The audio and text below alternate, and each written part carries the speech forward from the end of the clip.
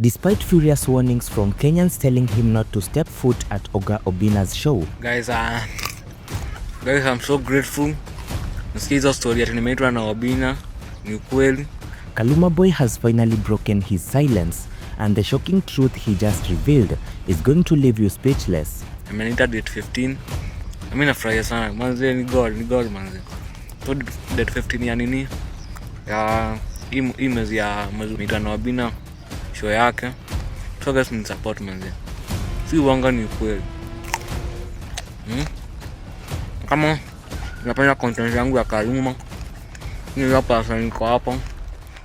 Like the video, comment and share. Angry Kenyans are now outraged. Rumors are flying in, and TikTok videos have surfaced that change everything. But that is not all. Wait until you see what Kaluma Boy just confessed about his relationship with Oga Obinna, and it's the last thing anyone expected from him. Tension is boiling, emotions are high, and this explosive revelation could tear the internet apart. So stick around because you don't want to miss a single second. Because it looks like the drama between Kaluma Boy and Oga Obinna has finally taken a shocking turn that nobody saw coming. On September 28th of 2025, thousands of Kenyan TikTokers and Gen Zs traveled to Othaya in Nyeri County to support the 17-year-old content creator who had captured the hearts across the nation. It was a beautiful moment of unity, compassion and generosity, but what happened afterwards has split the internet right down the middle. Oga Obinna, one of Kenya's biggest media personalities, was noticeably absent from the historic gathering, and angry Kenyans have been demanding answers ever since. While rumors started spreading like wildfire, accusations flew in every direction, and Kenyans made it crystal clear they did not want Kaluma Boy anywhere near Oga Obinna's show.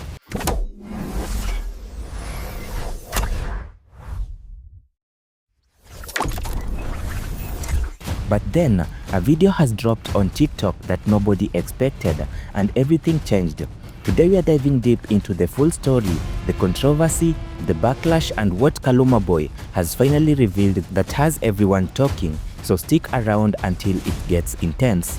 Before we get into the controversy, let's talk about how Kaluma Boy became one most talked about names in Kenya practically overnight. Kaluma Boy became a TikTok phenomenon, not by flaunting a flash lifestyle, but by relentlessly sharing his difficult reality, his dedication to his ailing father, and his incredible perseverance through unimaginable pain. Now, in the middle of this beautiful moment, one name was conspicuously missing: Oga Obinna. For those who don't know, Oga Obinna is one of the most prominent media personalities in Kenya. And just when everyone thought that the script was written, Kaluma Boy himself has stepped forward with a message that nobody anticipated. A video has started circulating on TikTok, and it spread faster than anything you would see. In this video, Kaluma Boy addresses the controversy directly, and what he said shocked the entire nation. He confirmed that yes, he has been invited to appear on the Oga Obinna show. But here's the kicker, he was actually excited about it. The young man spoke with maturity beyond his years, calmly explaining that he harbored no bad blood against Oga Obinna whatsoever. He acknowledged all the love and support he had received from Kenyans, thanked everyone who traveled to Othaya, and expressed deep gratitude for the outpouring of generosity. The decision about the interview was his to make. He explained that he saw the invitation as an opportunity, not as an exploitation, a chance to share his story with an even wider audience, to inspire more young people facing similar challenges, to show Kenya that dignity exists even in struggle. He wasn't angry at Oga Obinna for not attending his event in Othaya. He understood that people have different ways of supporting causes, and physical presence isn't the only measure of solidarity. He appreciated that Oga Obinna was offering him a platform to tell his story authentically and reach millions of people who might not be on TikTok. The video was calm, measured, and surprisingly diplomatic. Kaluma Boy spoke about forgiveness, understanding, and moving forward with positivity. He urged his supporters not to harbor resentment on his behalf because he genuinely felt no animosity. "I trust you," he said, referring to Oga Obinna in the video, with genuine warmth, and the comment section went absolutely wild. Some people praised Kaluma Boy for his maturity and grace under pressure. This young man is wiser than most adults. He is teaching us about forgiveness and letting go of anger. Kaluma Boy is showing incredible emotional intelligence. Others remain skeptical and worried. He's too young to see the manipulation happening here. We are trying to protect him and he doesn't even realize it. This is exactly how these media personalities operate. They sit talk young vulnerable people, but here is what really got everyone talking. The fact that Kaluma Boy used the term Oga Obinna when referring to him suggested a relationship that went deeper than the public realized. Had they been communicating privately all along? Had Oga Obinna been supporting him behind the scenes in ways the public didn't know about? Or was Kaluma Boy simply being respectful to an elderly in the industry? The mystery has deepened and Kenya can't stop talking about it. But wait, there is more to this story than you need to hear. As this dust began to settle, some voices started defending Oga Obinna and questioning whether the backlash on him was fair. Dapperman came forward to clarify that a TikTok page claiming to be Oga Obinna would visit Kaluma Boy was actually fake. Addressing the criticism Oga Obinna received for allegedly failing to show up, this revelation changed the narrative significantly. If the invitation was never officially extended or confirmed, then how could Oga Obinna be blamed for not attending? Furthermore, defenders pointed out that Oga Obinna has his own commitments, schedules and obligations. In June 2025, Oga Obinna had spoken out about showing up for protest, demonstrating his commitment to social issues, which showed he wasn't completely disconnected from community causes. They argued that expecting every celebrity to physically attend every viral event sets an unrealistic standard. Oga Obinna, who runs a business, he has a show to produce, sponsors to satisfy, and content schedules to maintain. Perhaps he genuinely wanted to attend but couldn't due to prior professional commitments.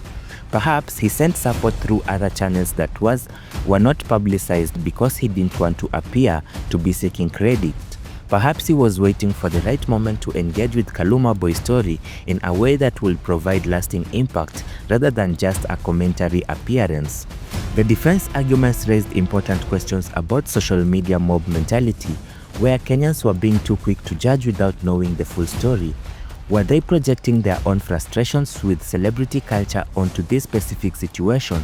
Were they inadvertently trying to control Kaluma Boy's decision under the guise of protection? Supporters of Oga Obinna also pointed out his track record with other viral personalities, and yes, he had experienced controversies before, including situations where artists like Stupid Boy had accused him of exploitation. Stepping back from the immediate controversy, this entire situation reveals something fascinating about Kenyan social media culture in 2025. The Kaluma Boy phenomenon demonstrates the incredible power of authentic storytelling. In an era dominated by manufactured content, scripted drama and attention-seeking behavior, genuine vulnerability cuts through the noise. On September 28th of 2025, thousands orchestrated a massive visit and a fundraiser, organizing themselves through social media platforms to support someone they'd never met in person. This wasn't a celebrity worship. This was a community solidarity. It showed that Kenyans, particularly the Gen Z, are hungry for real stories, genuine struggles, and opportunities to make tangible differences in people's lives. The protective response to the Obinna invitation shows how deeply invested audiences become when they feel personally connected to a story.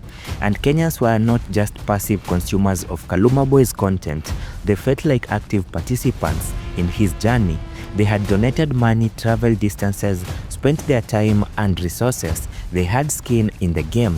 So when they perceived a threat to his well-being or authenticity, they responded fearlessly. This protective instinct came from a good place, even in the execution was sometimes harsh. So where does this leave us as we approach the highly anticipated interview? Kaluma Boy has announced he will host a Thanksgiving event for his supporters, showing his gratitude for everyone who stood by him. The Obinna Show interview is reportedly still on track, despite all the controversy swirling around.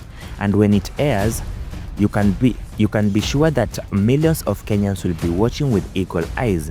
They'll be analyzing every question Oga Obinna asks, scrutinizing his approach, evaluating whether he handles the conversation with sensitivity and respect. They'll be watching Kaluma Boy's comfort level, looking for any signs of manipulation or exploitation.